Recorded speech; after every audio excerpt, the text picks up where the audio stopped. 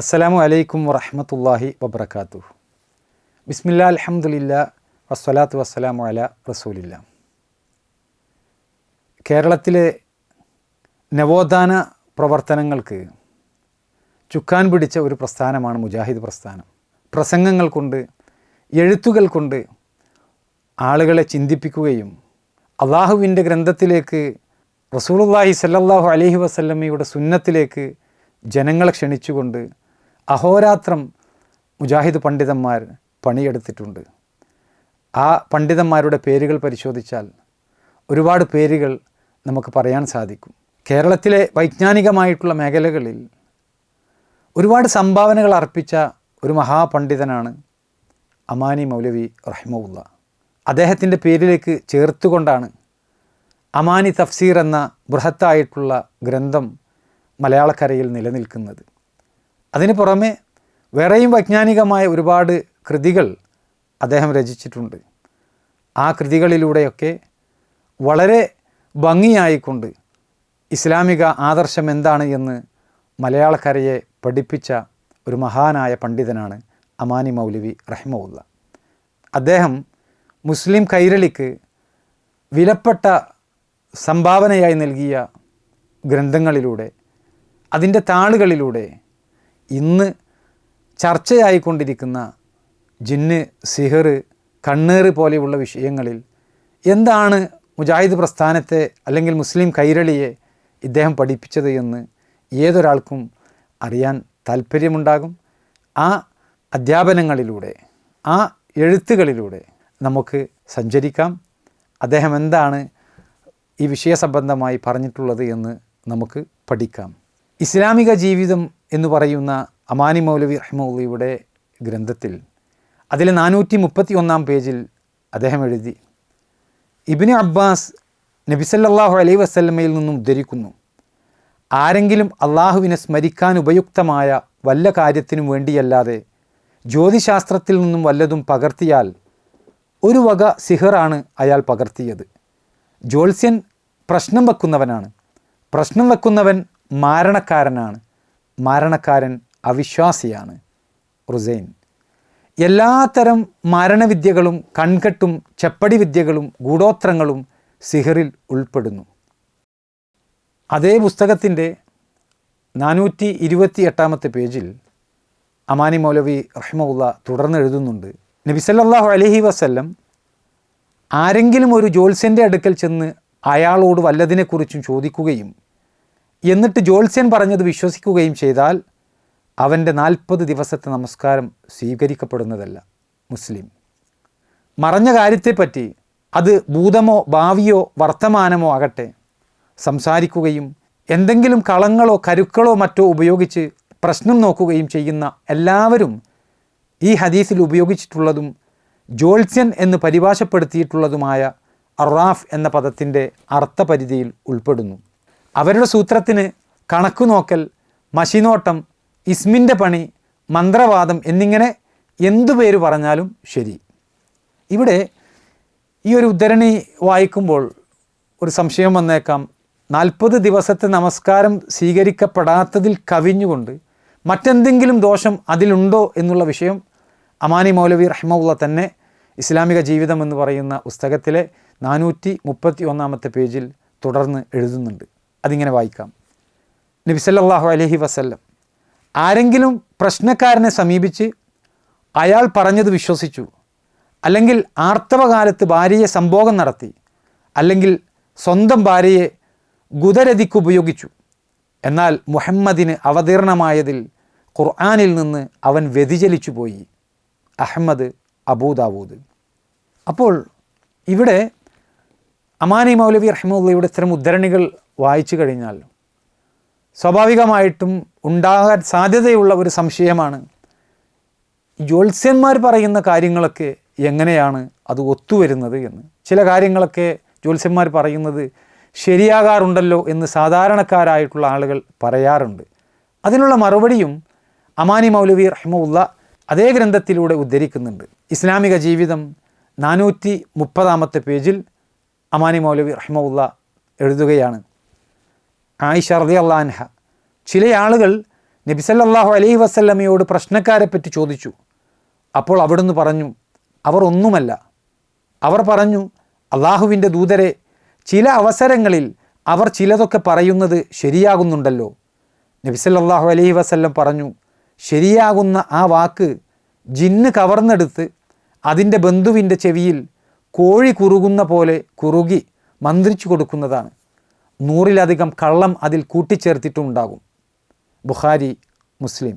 അയാൾ പറയുന്ന പലതും ഒത്തുകാണുന്നല്ലോ എന്ന ന്യായീകരണത്തിൽ പ്രശ്നക്കാരെയും ഗണിതക്കാരെയും മിനുക്കി കാണിക്കുകയും വിശ്വസിക്കുകയും ചെയ്യുന്നവർക്കും, പ്രശ്നം നോക്കാൻ പാടില്ലെങ്കിൽ എങ്ങനെയാണ് പ്രശ്നക്കാരും ഗണിതക്കാരും ചില കാണാകാര്യങ്ങൾ പറയുന്നതും അതൊത്തുവരുന്നതുമെന്നു സംശയിക്കുന്നവർക്കും നബി സല്ലല്ലാഹു അലൈഹി വസല്ലമയുടെ മറുപടി ശ്രദ്ധേയമാകേണ്ടതാണ്.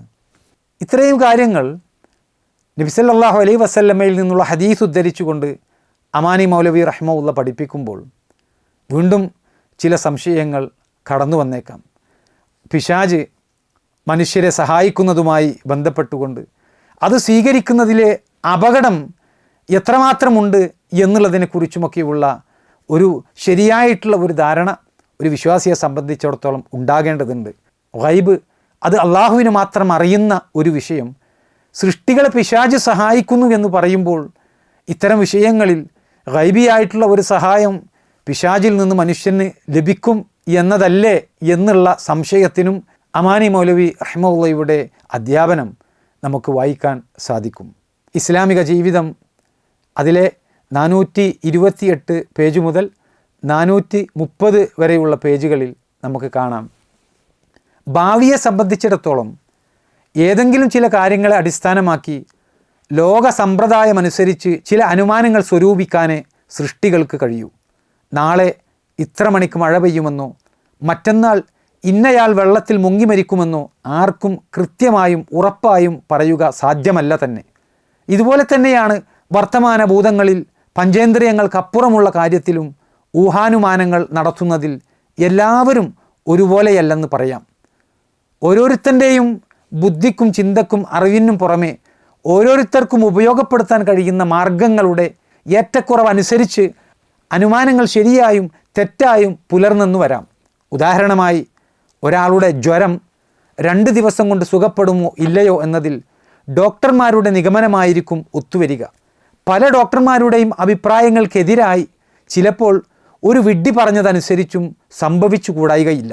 എന്തുതന്നെയായാലും സംഭവിച്ചപ്പോൾ തങ്ങളുടെ അഭിപ്രായം ശരിയായി എന്നല്ലാതെ ഒരു വിധത്തിലും മാറ്റം വരുവാൻ പാടില്ലാത്ത ഒരു അറിവ് അവർക്കാർക്കും അതേപ്പറ്റി ഉണ്ടായിരുന്നില്ല. ജിന്ന് അഥവാ ഭൂതവർഗമാകട്ടെ മനുഷ്യരെക്കാൾ രൂക്ഷവും ഗതാഗത വേഗതയുള്ളതുമാണ്. അങ്ങനെ സാധാരണ മനുഷ്യർക്ക് കഴിയാത്ത പലതും അതിന് കഴിയുന്നു. നിങ്ങൾ അങ്ങോട്ട് കാണാത്ത വിധത്തിൽ അവർ നിങ്ങളെ കാണുന്നു എന്ന് ഖുർആൻ സൂറത്ത് അഅറാഫിൽ പറയുന്നുണ്ട്. രക്തസഞ്ചാരമുള്ളയിടത്തെല്ലാം പിശാച് സഞ്ചരിക്കുമെന്ന് ഒരു നബിവാക്യത്തിൽ നാം കണ്ടു കഴിഞ്ഞല്ലോ. മനുഷ്യനെ വഴിപിഴപ്പിക്കാൻ നാനാവിധത്തിൽ പിശാച് ശ്രമിക്കുമെന്നും ഖുർആൻ പറഞ്ഞിട്ടുള്ളതാണ്. ആകയാൽ ഏതെങ്കിലും ഒരു പിശാചിനെ പ്രത്യേകം സേവിച്ചില്ലെങ്കിൽ കൂടി മറഞ്ഞ കാര്യം ഗണിച്ചും പ്രശ്നം നോക്കിയും പറയുന്ന കാര്യത്തിൽ പൈശാചിക സഹായം കിട്ടും. തന്മൂലം മറ്റുള്ളവർക്കറിയാൻ പ്രയാസമുള്ള പല അറിവും ഇത്തരം ജോലിയിൽ ഏർപ്പെട്ടവർക്ക് ലഭിക്കുകയും ചെയ്യും. ഇതിൽ യാതൊരു അസാംഗത്യവും ഇല്ല തന്നെ. പിശാചിനെ പ്രത്യേകം പൂജയും മറ്റു കർമ്മങ്ങളും നടത്തി സേവിക്കുന്നവർക്ക് അവൻ്റെ സേവ ലഭിക്കുന്നതിലും അസാംഗത്യമില്ല. എന്നാൽ ഇത്തരക്കാർ പറയുന്നത് തെറ്റോ ശരിയോ എന്നതല്ല പ്രശ്നം. അവരുടെ അടുക്കൽ പോകാമോ, അവർ പറയുന്നത് വിശ്വസിക്കാമോ, അവരെ കൊണ്ട് വല്ലതും ചെയ്യിക്കാമോ എന്നതാണ്. ഇതെല്ലാം ഇസ്ലാം കർശനമായി വിരോധിച്ചിരിക്കുന്നു. നിഷിദ്ധമായ വസ്തുക്കൾ ഉപയോഗിച്ച് ചികിത്സിക്കുന്നത് വിരോധിച്ച പോലെ തന്നെ അതുകൊണ്ട് സുഖം കിട്ടുന്നുണ്ടോ ഇല്ലേ എന്നല്ല നോക്കേണ്ടത്. ഇസ്ലാമിക ശരീഅത്ത് അത് വിരോധിച്ചിട്ടുണ്ടോ അതോ അനുവദിച്ചിട്ടുണ്ടോ എന്നാണ്. മറഞ്ഞ കാര്യം അള്ളാഹുവിന് മാത്രമേ അറിയൂ എന്ന വിശ്വാസത്തോട് പിശാചു മുഖേന അവൻ്റെ സേവകർക്ക് ലഭിക്കുന്ന അറിവിനെക്കുറിച്ചുള്ള ഈ ധാരണ എതിരാകുന്നില്ല. പിശാചിനെ തന്നെ നിഷേധിക്കുന്ന ചിലർ അങ്ങനെയും വാദിച്ചേക്കാം. മറഞ്ഞ കാര്യം അള്ളാഹുവിനെ അറിയൂ എന്ന് പറയുന്നതിൻ്റെ ഉദ്ദേശം ഏതു കാര്യവും കാലദേശമോ ഏതു തരത്തിലുമുള്ള വകഭേദമോ ഇല്ലാതെ ശരിക്കും കൃത്യമായും അളവ് പിഴക്കാതെയും ദൃഢമായി അറിയുക, അള്ളാഹു മാത്രമാണ് എന്നാണ്. വല്ലതും അവൻ അറിയിച്ചു കൊടുത്താൽ അത് സൃഷ്ടികൾക്കും അറിയും. മാത്രമല്ല, പൈശാചികമായി ലഭിക്കുന്ന അനുമാനങ്ങളിൽ പലതും നുണയായിരിക്കും, പലതും ആളുകൾക്കിടയിൽ വിദ്വേഷം ജനിപ്പിക്കാൻ വേണ്ടി കൽപ്പിച്ചുണ്ടാക്കിയതായിരിക്കുകയും ചെയ്യും. ചിലതൊക്കെ ശരിയുമാകും. ഇവിടെ മറ്റൊരു വിഷയം ഇത്തരം കാര്യങ്ങൾ പറയുമ്പോൾ ചർച്ചയായി വരാറുണ്ട്. അതായത്, ഇവിടെ ഉദ്ധരിച്ച ഹദീസുകളും മറ്റുമൊക്കെ പൊതുജനങ്ങളുടെ ഇടയിലേക്ക് പഠിപ്പിക്കുമ്പോൾ സാധാരണക്കാരായിട്ടുള്ള ആളുകൾ പലപ്പോഴും അവർ ഏലസും അതുപോലെ തന്നെ മന്ത്രിച്ചുണ്ടാക്കിയ മറ്റു നൂലും ഇതൊക്കെ ഉപയോഗപ്പെടുത്തുന്ന, അതിൻ്റെ പുറകെ പോകുന്ന അവസ്ഥ ഉണ്ടാകാറുണ്ട്. ഇത് സംബന്ധമായിട്ട് എന്താണ് അമാനി മൗലവി റഹ്മത്തുള്ളാഹി പറഞ്ഞിട്ടുള്ളത് എന്നത് കൂടി ഇവിടെ വായിക്കൽ വളരെ പ്രസക്തമാണ്. ഇസ്ലാമിക ജീവിതം എന്ന് പറയുന്ന അമാനി മൗലവിയുടെ ഗ്രന്ഥത്തിൽ 455, 456 പേജുകളിലായിട്ട് നമുക്കിങ്ങനെ വായിക്കാം.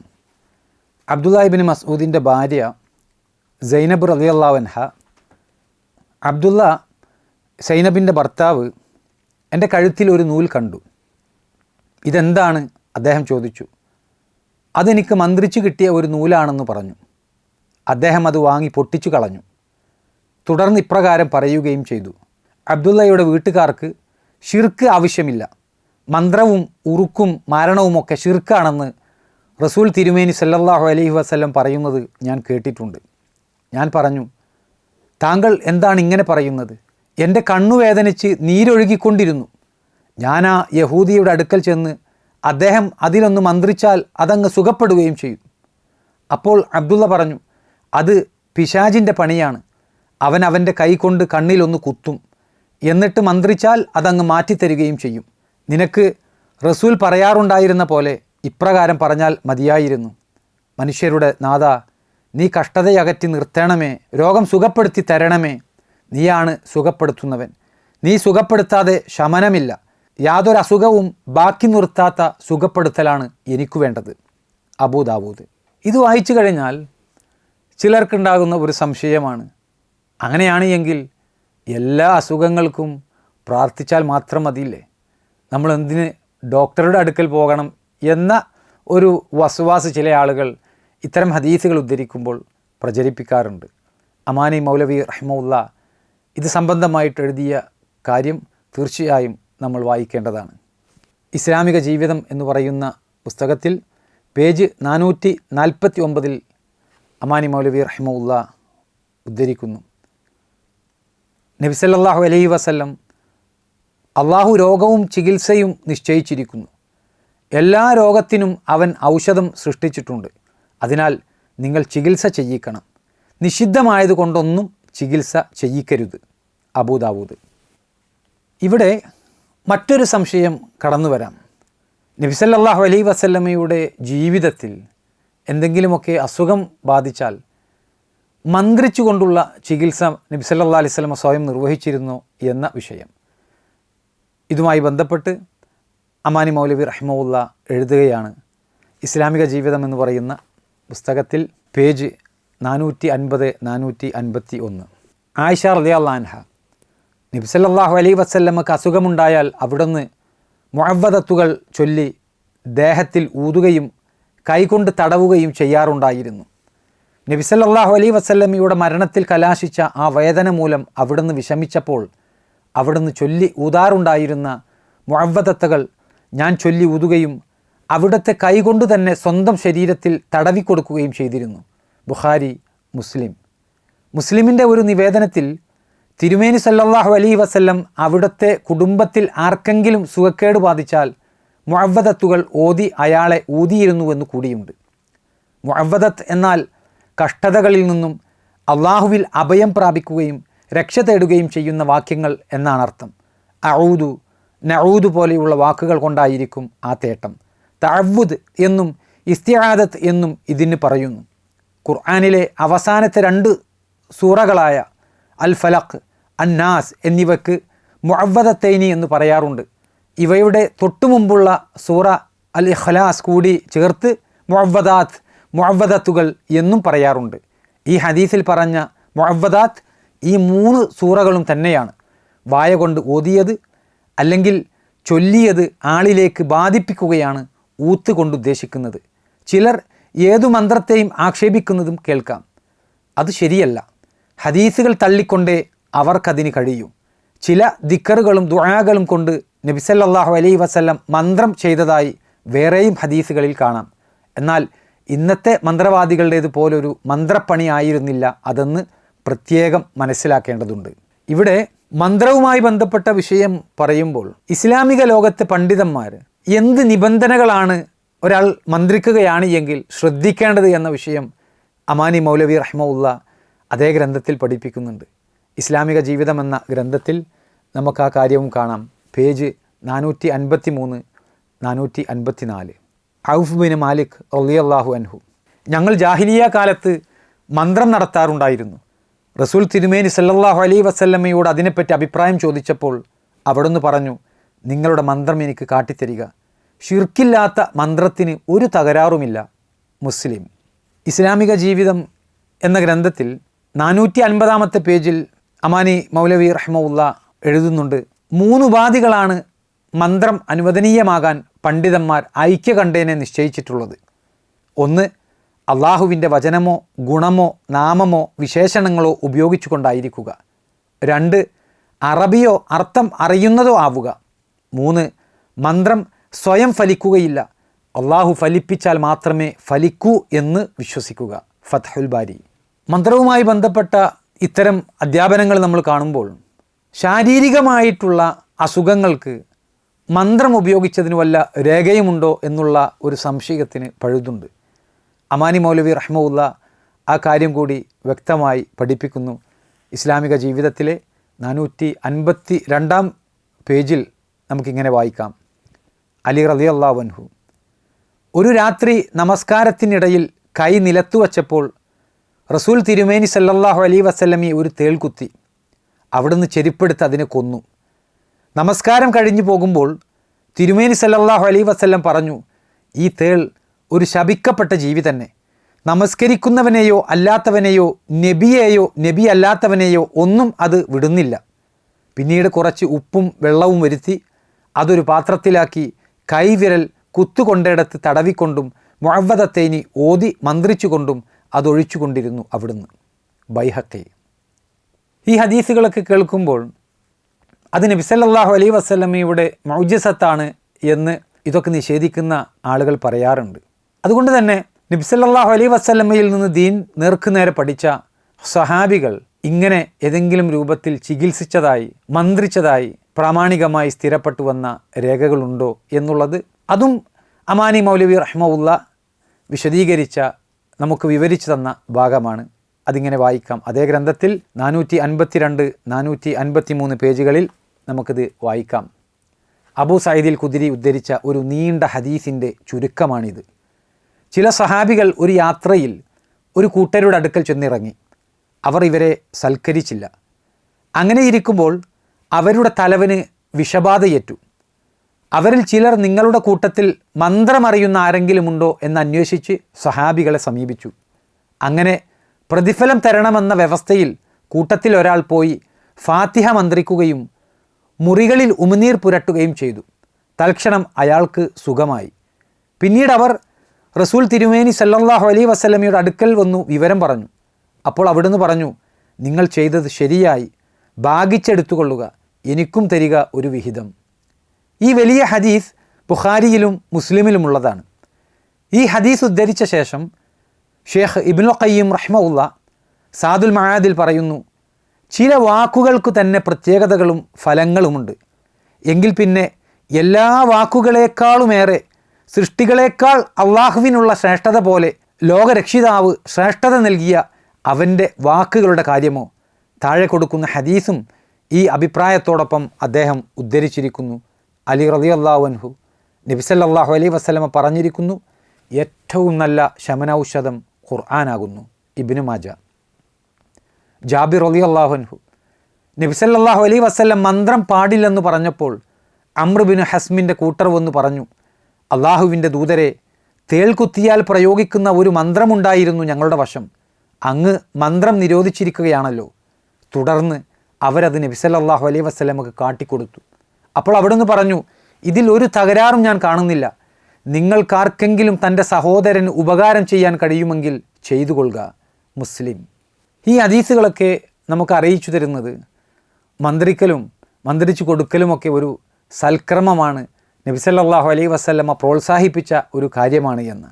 എങ്കിൽ ചില ആളുകൾ തങ്ങന്മാരുടെ അടുക്കലേക്കും ബീവിമാരുടെ അടുക്കലേക്കുമൊക്കെ രോഗശമനം പ്രതീക്ഷിച്ചുകൊണ്ട് പോകുന്നതിനെ എന്തടിസ്ഥാനത്തിലാണ് നമ്മൾ തടുക്കുന്നത് എന്ന് ചോദിച്ചാൽ അതിനുള്ള മറുപടിയും അമാനി മൗലവി റഹ്മത്തുള്ള വളരെ കൃത്യമായി അദ്ദേഹത്തിൻ്റെ ഗ്രന്ഥത്തിലൂടെ പഠിപ്പിക്കുന്നുണ്ട്. ഇസ്ലാമിക ജീവിതം എന്ന ഗ്രന്ഥത്തിൽ അതിലെ 454, 455 പേജുകളിൽ നമുക്ക് വായിക്കാൻ സാധിക്കും. ഇത്രയും ഹദീസുകളിൽ നിന്ന് ശുദ്ധഹൃദയരും നിഷ്പക്ഷമതികളുമായ ആർക്കും മന്ത്രത്തിൻ്റെ യഥാർത്ഥവും ഇസ്ലാമിൽ അതിൻ്റെ വിധിയും മനസ്സിലാക്കാവുന്നതാണ്. എന്നാൽ ഇന്ന് മന്ത്രവാദക്കാർ കാട്ടിക്കൂട്ടുന്ന പല വിദ്യകളും ഈ അടിസ്ഥാനത്തിലുള്ളതല്ല. അർത്ഥമില്ലാത്തതോ അർത്ഥമറിയാത്തതോ ആയ എന്തോ കുറെ ജപിക്കുകയും ഊതുകയും ചെയ്യുക, എന്തൊക്കെയോ എഴുതി തൂക്കുക, അല്ലെങ്കിൽ ചുട്ടുകളയുക തുടങ്ങി പല കോപ്രായത്തങ്ങളും അവർ കാട്ടിക്കൂട്ടാറുണ്ട്. മാത്രമല്ല ശരിയായ ഖുർആൻ ആയത്തുകളുടെയും ദിക്കറുകളുടെയും ഇടയിൽ കൂടി ഷിർക്ക് കുത്തിച്ചേർക്കുക കൂടി ചെയ്യുന്നു അവരിൽ പലരും. ഇത് കാണുമ്പോൾ മന്ത്രം ചെയ്യാൻ അനുവദിച്ചുകൊണ്ടുള്ള ഹദീസുകൾ തന്നെ ജനങ്ങളെ അറിയിച്ചാൽ അവർ അബദ്ധത്തിൽ ചാടുമോ എന്ന് ഭയപ്പെട്ടു പോവുകയാണ്. അർത്ഥമറിയാത്ത അറബിയല്ലാത്ത മന്ത്രങ്ങളും മന്ത്രവാദങ്ങളും പാടില്ലാത്തതാണെന്ന് നമ്മുടെ ഫുഖഹാക്കൾ പറയുന്നു. ഇസ്മിൻ്റെ കിതാബ് എന്നറിയപ്പെടുന്ന മിക്ക മന്ത്രവാദ ഗ്രന്ഥങ്ങളും ഏതു ഭാഷയാണെന്നോ ലിപിയാണെന്നോ കൂടി അറിഞ്ഞുകൂടാത്ത കുറേ വികൃത ലിപികൾ നിറച്ചും ഖുർആൻ വാക്യങ്ങളും ദിക്കറുകളും തലകീഴാക്കിയും ഷിർക്ക്പരമായ പലതും കൂട്ടിക്കലർത്തിയും രചിക്കപ്പെട്ടിട്ടുള്ളവയാണ്. റസൂൽ തിരുമേനി സല്ലല്ലാഹു അലൈഹി വസല്ലം ഒരു ചികിത്സകനോ വൈദ്യനോ ആയി അറിയപ്പെട്ടിരുന്നില്ല. എന്നാൽ പല ചികിത്സയും അവിടുന്ന് ചെയ്തിട്ടുണ്ട്. ചെയ്തതൊന്നും ഫലിക്കാതിരുന്നിട്ടുമില്ല.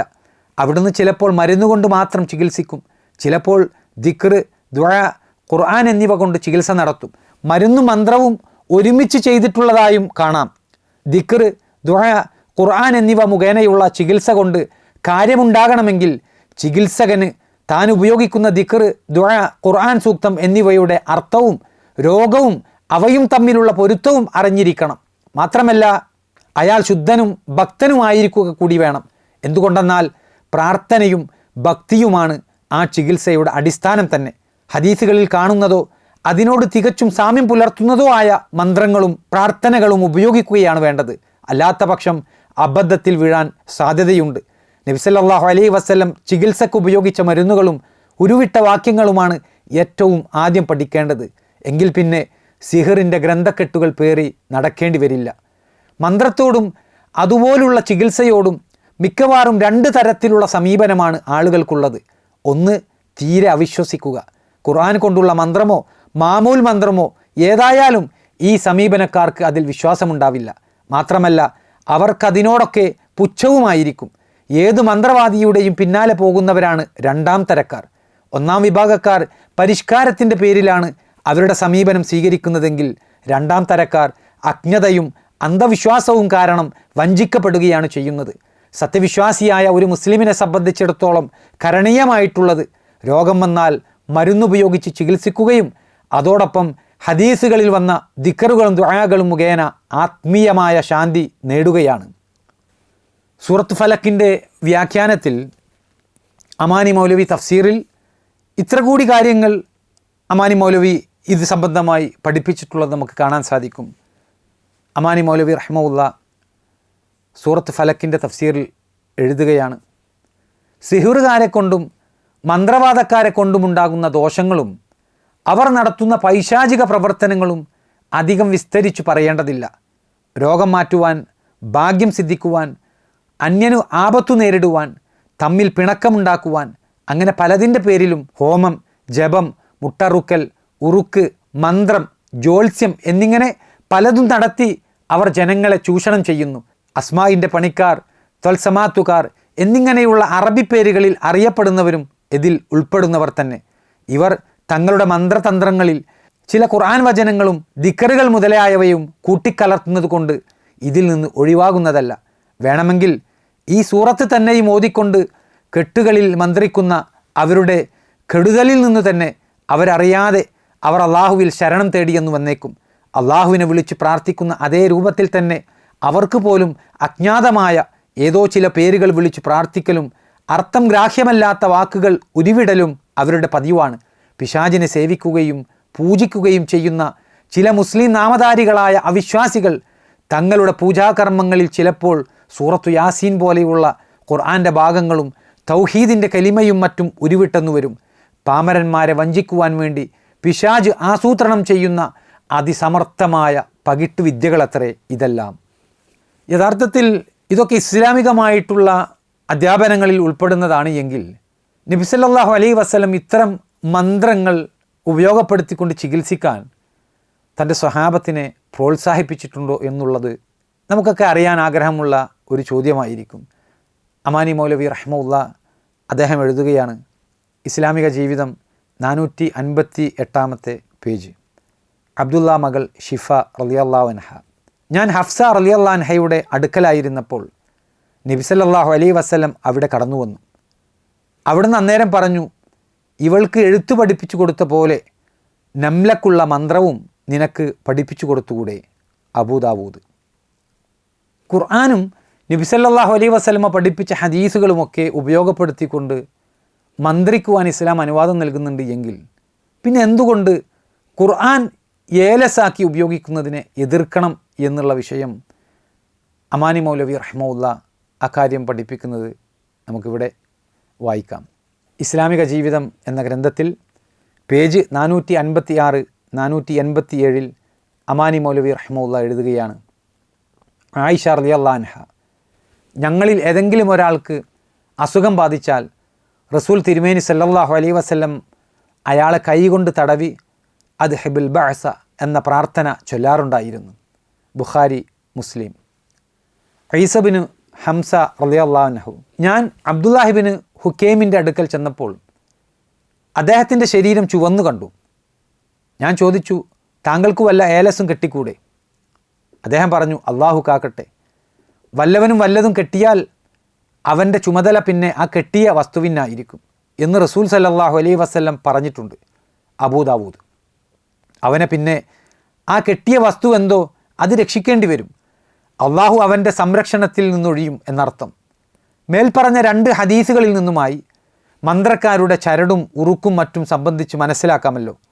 എന്നാൽ ഖുർആനോ ദിക്റോ ഏലസാക്കി കെട്ടിക്കൂടെ എന്ന് ചോദിച്ചാൽ അങ്ങനെ പാടില്ലെന്ന് വ്യക്തമായി ഹദീസുകളിൽ കാണുന്നില്ലെങ്കിലും മൊത്തത്തിലുള്ള വിലക്കിൽ നിന്ന് അതൊഴിവാണെന്ന് കാണിക്കുന്ന രേഖയും ഇല്ലെന്നാണ് ഉത്തരം. പക്ഷേ അത് ഹറാമാണെന്ന് തീർത്ത് പറയാൻ നിവൃത്തിയില്ല. അതേസമയം ഇബ്നു മസ്ഊദ് റളിയല്ലാഹു അൻഹു അദ്ദേഹത്തിൻ്റെ ഒരു പ്രധാന ശിഷ്യനും താബിയുമായ ഇബ്നു ഹുക്കൈമും റളിയല്ലാഹു അൻഹു നൂലും ഏലസും പാടില്ലെന്ന് പറഞ്ഞപ്പോൾ അത് ഖുർആനോ മറ്റോ എഴുതിയതാണെങ്കിൽ പാടുണ്ട് എന്ന് പറഞ്ഞിട്ടില്ലെന്ന് നാം ഓർക്കണം. അവർ രണ്ടുപേരും അത് പാടില്ലെന്ന് പറഞ്ഞ സന്ദർഭമാകട്ടെ പാടുള്ള വല്ലതുമുണ്ടെങ്കിൽ പറഞ്ഞുകൊടുക്കൽ ആവശ്യമായതായിരുന്നു താനും. ഇബ്നു മസ്ഊദ് റളിയല്ലാഹു അൻഹു ഭാര്യയ്ക്ക് പകരം നബി സല്ലല്ലാഹു അലൈഹി വസല്ലമയുടെ പ്രാർത്ഥനയാണ് പഠിപ്പിച്ചു കൊടുത്തതെന്നും ശ്രദ്ധേയമാണ്. പൊതുവിൽ ആളുകളൊക്കെ ഏലസ് ഉപയോഗിക്കുന്നത് കണ്ണേറിൽ നിന്നും മറ്റുമൊക്കെ രക്ഷപ്പെടാൻ വേണ്ടിയിട്ടാണ്.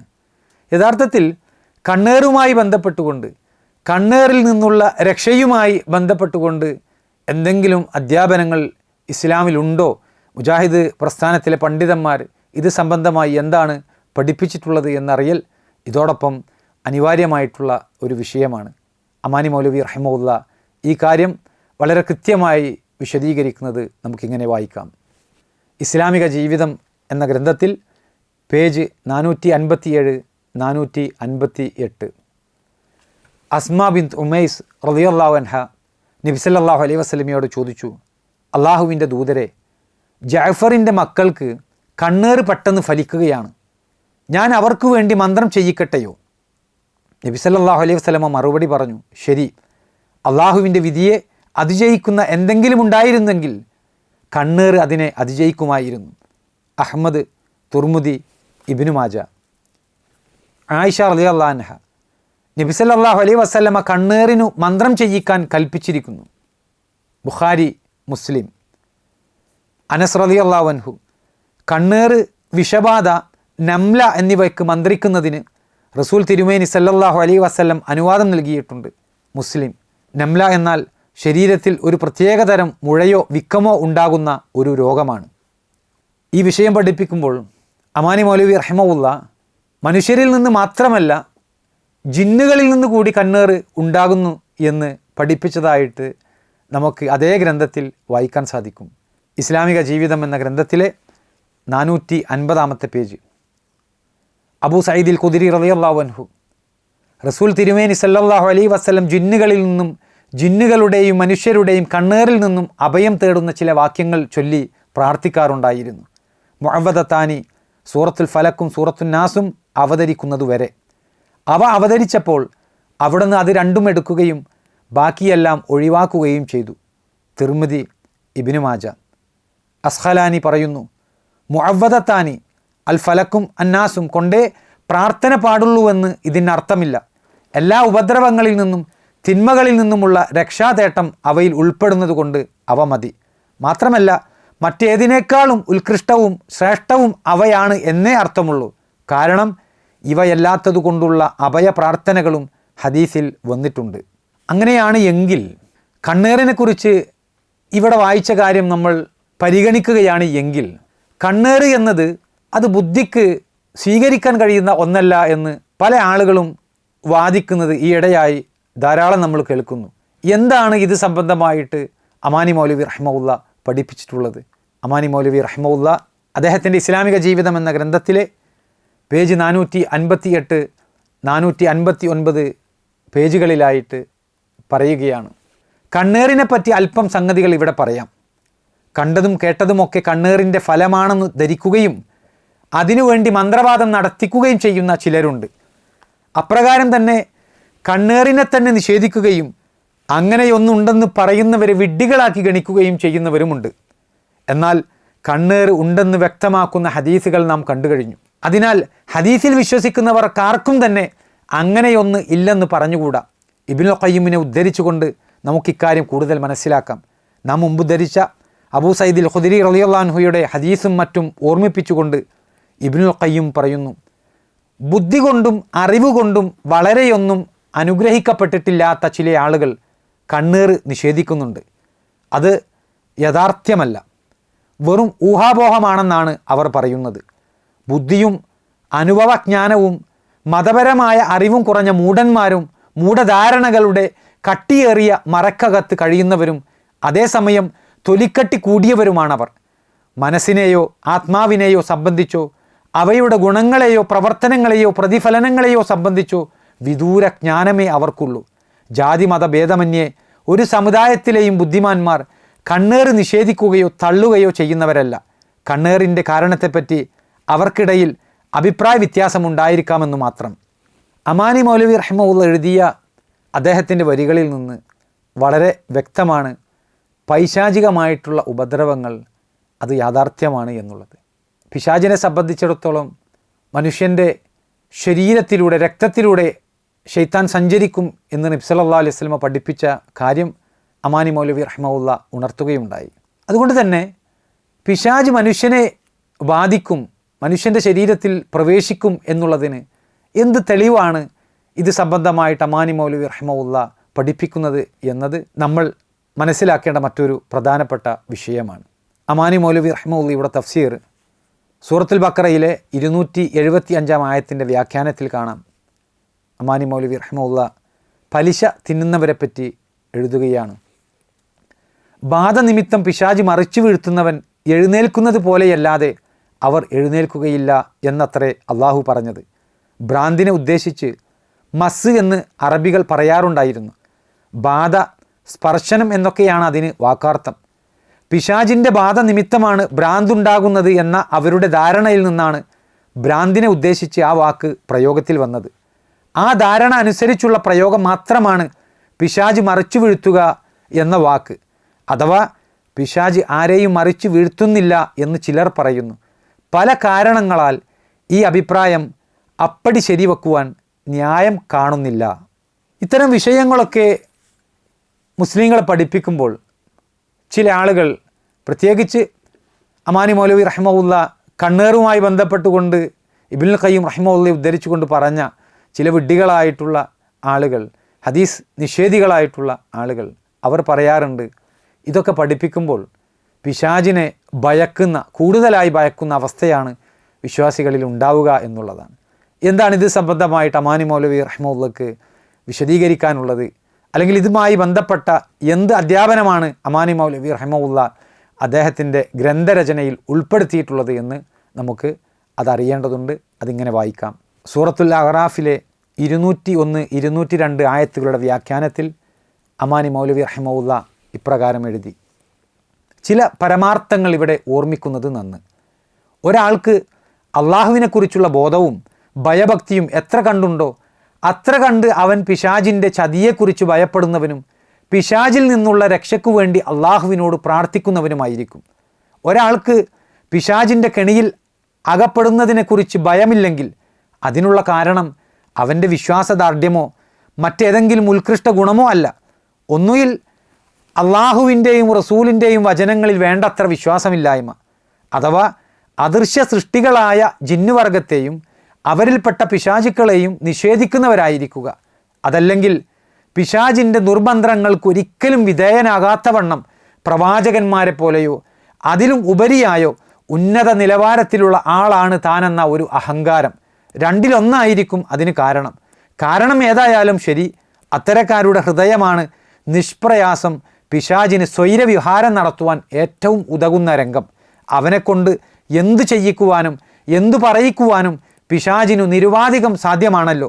പിശാചിൻ്റെ വഞ്ചനയിൽ അകപ്പെടുന്നതിനെപ്പറ്റി ഭയവും ശ്രദ്ധയും ഉള്ളവനാകട്ടെ അള്ളാഹു ചൂണ്ടിക്കാട്ടിയതുപോലെ സദാ അതിനെക്കുറിച്ച് ജാഗരൂകനായിരിക്കുന്നത് കൊണ്ട് യഥേഷ്ടം അവനെ വഴിപ്പിഴപ്പിക്കുവാൻ പിശാചിന് സാധ്യമാകുന്നതുമല്ല.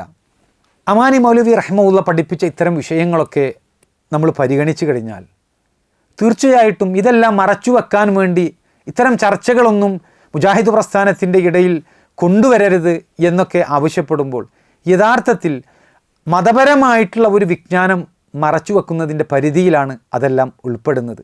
അങ്ങനെ അള്ളാഹു സുബ്ഹാനഹു വ തആലയിൽ നിന്ന് വഹിയായി ലഭിച്ചിട്ടുള്ള മതപരമായിട്ടുള്ള വിജ്ഞാനങ്ങൾ മറച്ചു വെക്കുന്ന വിഷയത്തെ സംബന്ധിച്ച് അമാനി മൗലവി റഹ്മത്തുള്ളാഹി എന്താണ് എഴുതിയിട്ടുള്ളത് എന്ന് അതുകൂടി നമുക്ക് വായിക്കേണ്ടതുണ്ട്. അമാനി മൗലവി റഹ്മത്തുള്ളാഹി സൂറത്ത് അൽ ബഖറയുടെ 159 ആയത്തിൻ്റെ വ്യാഖ്യാനത്തിൽ അമാനി മൗലവി റഹ്മത്തുള്ളാഹി അദ്ദേഹത്തിൻ്റെ തഫ്സീറിൽ എഴുതുകയാണ്. അബൂ ഹുറൈറ റളിയല്ലാഹു അൻഹു പറഞ്ഞതായി ബുഖാരി റഹ്മത്തുള്ളാഹി ഉദ്ധരിക്കുന്നു. അള്ളാഹുവിൻ്റെ കിതാബിലുള്ള ഒരു ആയത്തില്ലായിരുന്നുവെങ്കിൽ ഞാൻ നിങ്ങൾക്ക് ഒരു വിവരവും പറഞ്ഞു തരുമായിരുന്നില്ല. തുടർന്നുകൊണ്ട് അദ്ദേഹം ഈ വചനം ഓതുകയും ചെയ്തു. റസൂൽ സല്ലല്ലാഹു അലൈഹി വസല്ലം അരുളി ചെയ്തതായി അബൂ ഹുറൈറ റളിയല്ലാഹു അൻഹുവിൽ നിന്നും ഇപ്രകാരവും നിവേദനം ചെയ്യപ്പെട്ടിരിക്കുന്നു.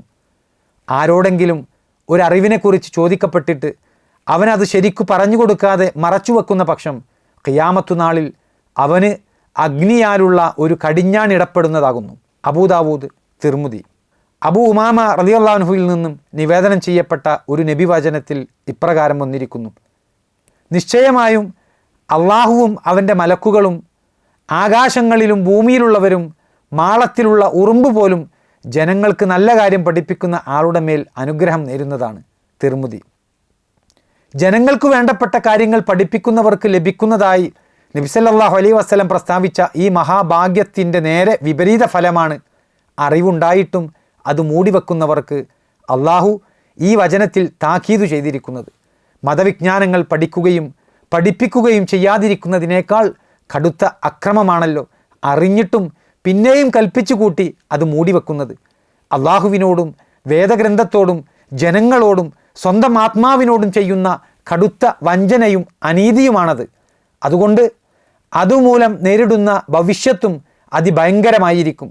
അതെ, അള്ളാഹുവിൻ്റെ ശാപവും ശപിക്കുന്ന എല്ലാവരുടെയും ശാപങ്ങളും. അമാനി മൗലവി റഹ്മത്തുള്ളാഹിയുടെ ഗ്രന്ഥരചനയിലൂടെ നമ്മൾ ഈ വായിച്ച കാര്യങ്ങൾ, അദ്ദേഹം പഠിപ്പിച്ച വിഷയങ്ങൾ നമ്മളെ സംബന്ധിച്ചിടത്തോളം ഗൗരവമായി പരിഗണിക്കേണ്ടതാണ്. അവസാനമായി ഇത്തരം വിഷയങ്ങളിൽ ഒരു മുസ്ലിം എന്നുള്ള നിലക്ക് എന്തുമാത്രം ജാഗ്രത നമ്മൾ പുലർത്തണം എന്നുള്ള കാര്യം കൂടി അമാനി മൗലവി റഹ്മത്തുള്ളാഹി അദ്ദേഹം വിശദീകരിച്ചിട്ടുണ്ട്.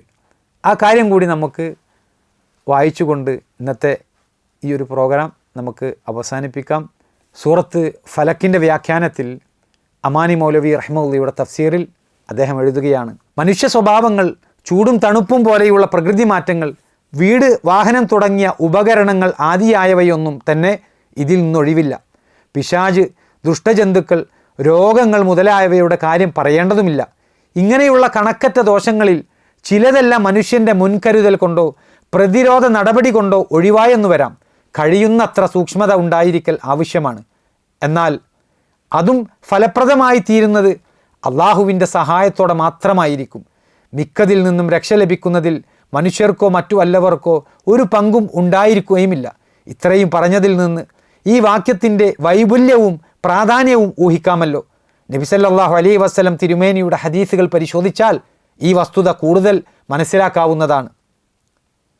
അവിശ്വാസം, കപടവിശ്വാസം, ദാരിദ്ര്യം, അപമാനം, ഉപകാരം ചെയ്യാത്ത അറിവ്, സ്വീകാര്യമല്ലാത്ത കർമ്മം, ഉത്തരം കിട്ടാത്ത പ്രാർത്ഥന, ഭയഭക്തിയില്ലാത്ത ഹൃദയം, തൃപ്തി വരാത്ത മനസ്സ്, ദുർബലത, ലുബ്ധത, ഭീരുത്വം, മടി, അശുഭകരമായ പര്യവസാനം, വാർദ്ധക്യക്ഷീണം, ശത്രുക്കളുടെ സന്തോഷം, ദുഃഖം, വ്യസനം, ധനം കൊണ്ടുള്ള ആപത്ത്, വഞ്ചന, അസൂയ, കണ്ണേറ്, കരിങ്കണ്ണ്, ജീവിതത്തിലെ പരീക്ഷണങ്ങൾ, മഹാരോഗങ്ങൾ എന്നിങ്ങനെ അള്ളാഹു സൃഷ്ടിച്ചവയുടെ കെടുതലുകളിൽ നിന്ന് ശരണം തേടുക എന്നതിൻ്റെ വ്യാപ്തിയും ഉദാഹരണങ്ങളും ഇതിൽ നിന്നെല്ലാം വ്യക്തമാണ്. ചില ഹദീസ് ഗ്രന്ഥങ്ങളിൽ ഇത്തരം പ്രാർത്ഥനകൾക്ക് പ്രത്യേകം അധ്യായങ്ങൾ തന്നെ ഏർപ്പെടുത്തി കാണാം. സത്യവിശ്വാസി അതെല്ലാം അറിയുകയും മാതൃകയാക്കുകയും ചെയ്യൽ അത്യാവശ്യമത്രേ.